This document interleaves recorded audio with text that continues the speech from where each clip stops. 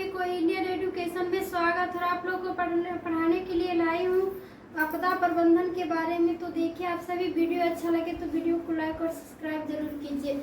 तो आज क्या पढ़ना है, अध्याय 10 में आपदा प्रबंधन जो डिजास्टर मैनेजमेंट पार्ट में आज पढ़ना है प्रश्न नंबर 5।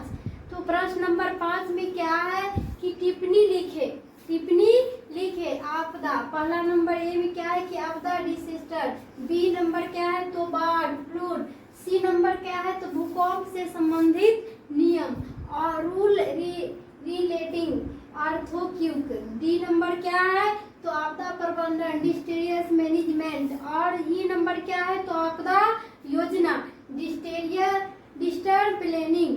तो इस अभी के बारे में क्या करना है तो टिप्पणी लिखना है। तो ए नंबर पहला क्या है कि आपदा डिजास्टर, तो इसमें आपदा क्या है इसके बारे में ये टिप्पणी लिखना है। तो आपदा एक ऐसी अकस्मात घटना है जिसमें व्यापार रूप में किस पे तो जान माल और पर्यावरण की क्षति होती है। जान माल और पर्यावरण की क्या होगा क्षति होगा, तो वही आपदा है। तो आपदा किसी भी समय आ सकती है, तो ये आपदा होगा।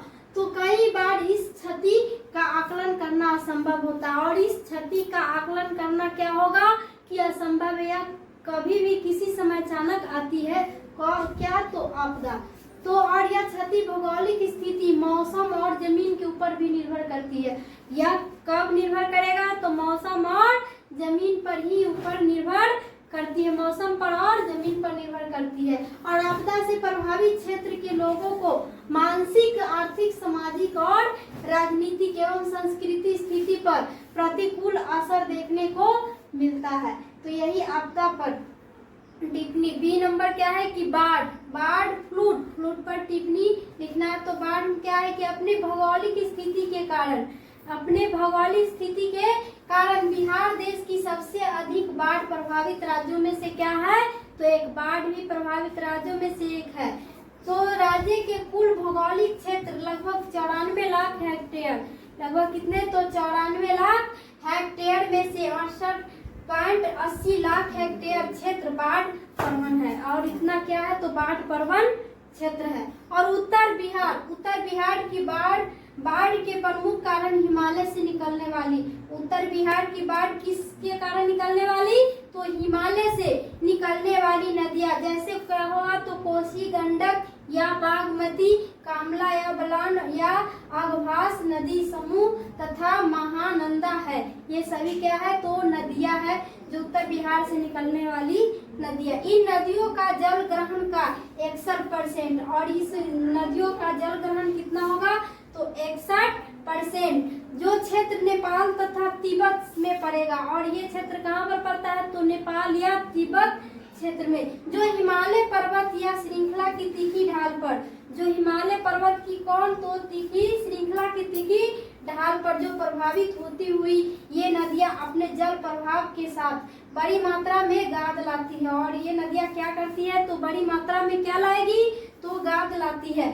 और लाती हुई जब उत्तर बिहार की समतल भूमि में प्रवेश करती है, उत्तर बिहार की जब ये नदियां समतल भूमि में ये वर्षा क्या होगा बाढ़ प्रवेश करती है, तो उत्तर बिहार में इसका कुल जल मार्ग बाहर के जल ग्रहण क्षेत्र का लगभग 1/3 भाग ही हो जाएगा। क्या कितना हो जाएगा जल ग्रहण करने पर तो भारत का तो 1/3 भाग हो जाता रह जाता है।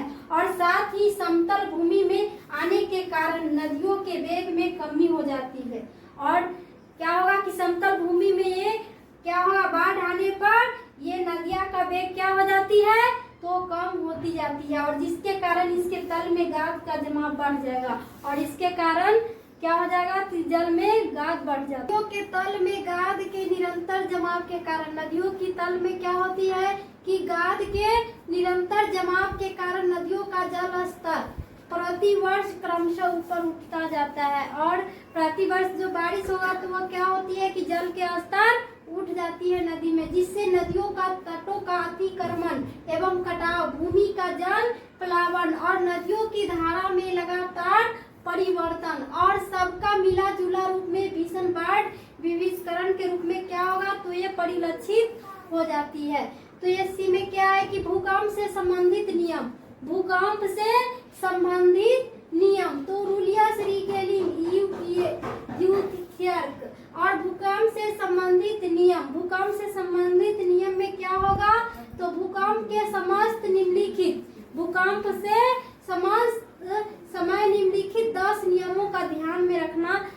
चाहिए। तो क्या है पहला नियम? तो नियम 1 में है कि अपने आप को और अपने परिवार को बचाए, अपने आप को और अपने परिवार को बचाए, पहला नियम है भूकंप आने का। तो ये भूकंप का पहला बड़ा झटका ज्यादा से ज्यादा 1 मिनट तक रहता है।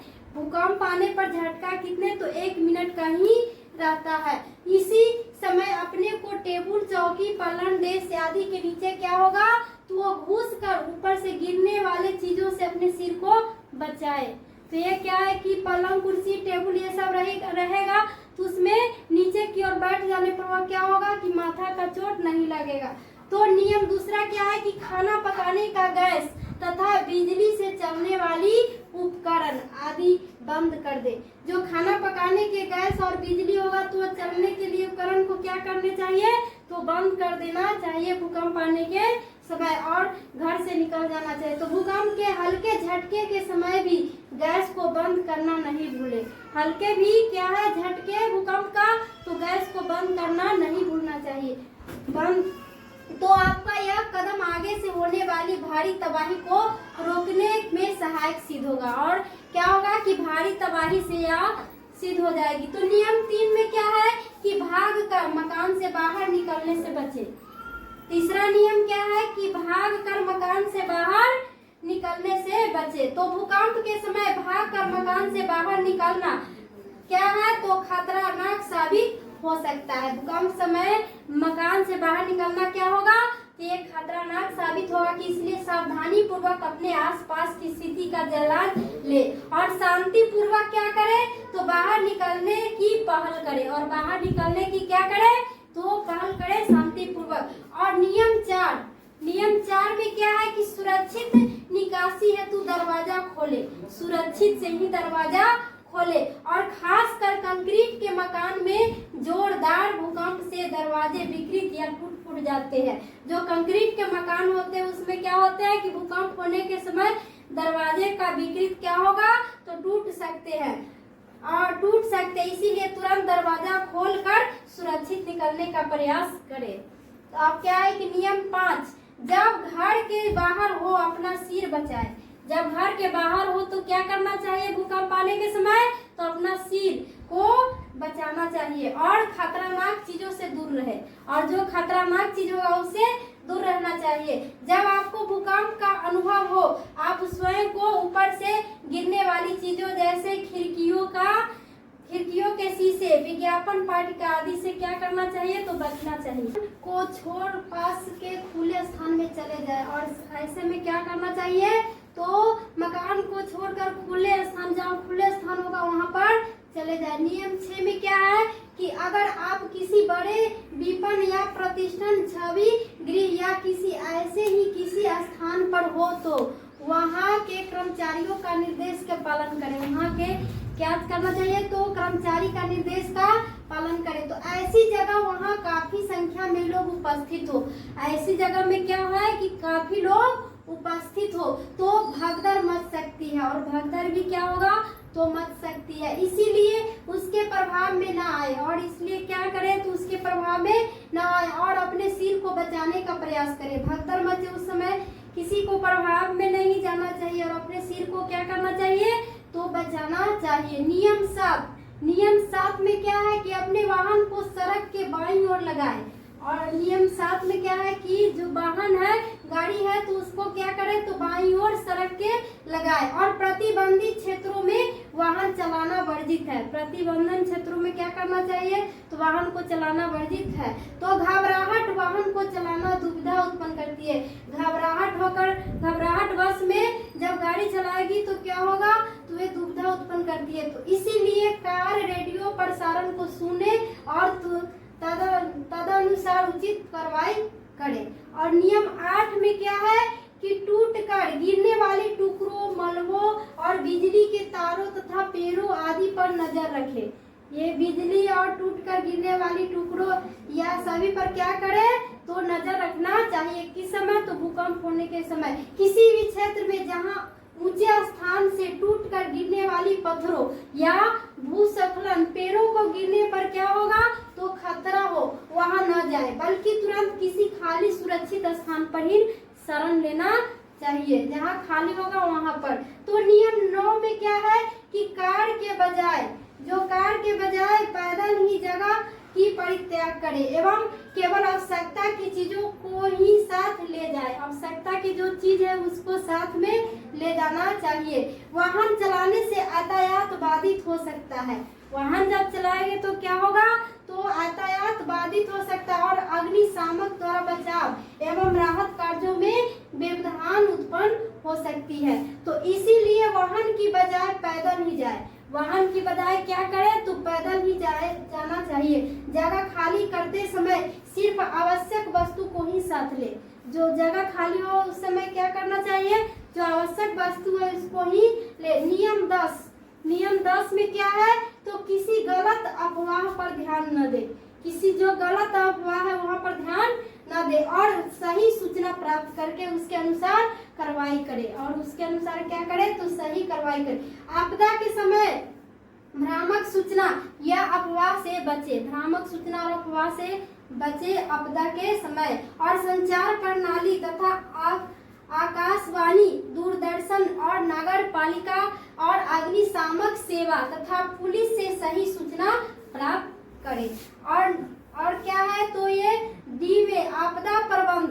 अब आपदा प्रबंध पर क्या करना है, तो टिप्पणी के बारे में जानना है।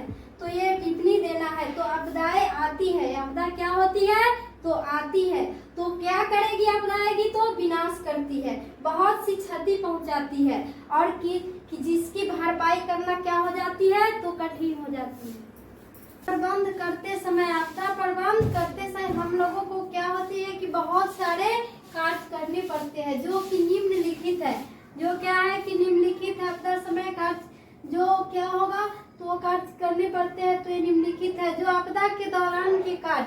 आपदा के दौरान कार्य क्या होंगे कि आपदा आ जाने पर उसके घटित होते रहने के दौरान निम्न कार्य के लोगों को क्या किया जाता है, तो उपचार किया जाता है। तो एक में क्या है, आकलन। एक में क्या है, आकलन। 2 में क्या है, तो बचाव कार्य करना होगा। 3 में क्या है, तो जख्मी लोगों को उपचार करना पड़ता है। और चौथा में क्या है कि प्रभावित लोगों का पुनर्वास करना पड़ता है। 5वां में क्या है कि भोजन और चारे की व्यवस्था करना। भोजन एवं चारे की क्या करना पड़ता है, तो चारे की व्यवस्था करना पड़ता है। और 6ठा नंबर क्या है, तो राहत शिविर की व्यवस्था एवं प्रभावित लोगों को वहाँ क्या करना होगा, तो सुरक्षा पहुँचाना। और 7वां नंबर क्या है, तो आवश्यक वस्तुओं का वितरण। आवश्यक वस्तुओं का क्या करना होगा, तो वितरण, जैसे भोजन, पेयजल, कपड़े, ये सभी का क्या करना होगा, तो आवश्यक को ये सभी उपयोग करना पड़ेगा। तो ये 8वां क्या है कि क्षतिग्रस्त सड़कों, पुल, पुलिया, रेल लाइन, ये मरम्मती, ये सभी का क्या करना होगा। जब ये आपदा प्रबंध आने पर ये क्षतिग्रस्त होगा तो पुल भी टूटा होगा और पुलिया, रेल लाइन ये सभी खराब होगा, तो सभी को मरम्मत करना पड़ता है। तो 9 में क्या है कि विकास के लिए कार्य। और 10 में क्या है कि आपदा के प्रभाव पर लोगों को चर्चा एवं जानकारी एवं जागरूकता होना चाहिए। तो ई में क्या है कि आपदा, भोजन, विशेषण, प्लानिंग। तो यह क्या होगा कि आपदा योजना के अंतर्गत क्या होगा कि सबसे महत्वपूर्ण बात यह है कि आपदा से निपटने के लिए योजना कौन बनाएगा। आपदा से निपटने के लिए कौन योजना बनाएगा, तो योजना समुदाय के लोग बनाएंगे। योजना कौन बनाएंगे, तो समुदाय के लोग बनाएंगे एवं कार्यान्वित करेंगे। और क्या करेंगे, तो कार्यान्वित। और इस योजना के सफल कार्यान्वयन के लिए एक छोटे टीम का गठन करना चाहिए। और किसमें, तो समुदाय में एक टीम का गठन करना चाहिए जिसमें गांव या वार्ड के चयनित प्रतिनिधि, जिसमें कौन, तो गांव या वार्ड के चयनित प्रतिनिधि, स्वयं सहायता समूह, जो सहायता समूह होती है उसकी, और कुछ महिलाएं, कुछ नवयुवक, कुछ महिलाएं और कुछ नवयुवक, और कुछ गांव के वृद्ध व्यक्ति। कुछ गांव के कौन, तो वृद्ध व्यक्ति जो वृद्धा होगा और सम्मिलित होने चाहिए। और इस सभी को क्या होना चाहिए, तो सम्मिलित होनी चाहिए। इन लोगों की बातें, सुझावों और अनुभवों के आधार पर समुदाय आधारित ग्राम योजना की तैयारी होनी चाहिए। किसकी, तो ग्राम योजना की तैयारी होनी चाहिए। तो आपदा पूर्व तैयारी हेतु, आपदा के पूर्व तैयारी हेतु क्या होगा, तो एक में क्या है कि गत वर्ष की आपदाओं में समुदाय की भूमिका। गत वर्ष आपदाओं में किसकी, तो समुदाय की भूमिका। दूसरा क्या है, तो गांव के सामाजिक चित्रण का विश्लेषण, गांव में जो सामाजिक जो चित्रण का क्या होगा, तो विश्लेषण। तीसरा में क्या है कि गांव के कौन से हिस्से आपदाओं में प्रभावित है, गांव में कौन से हिस्से में क्या है कि आपदा से लोग प्रभावित है, तो इसका पता लगाना। और चौथा नंबर क्या है कि गांव के जोखिम चित्रण का विश्लेषण होना, गांव में कहां कहां पर जोखिम होता है, किसके, तो आपदा के आने पर।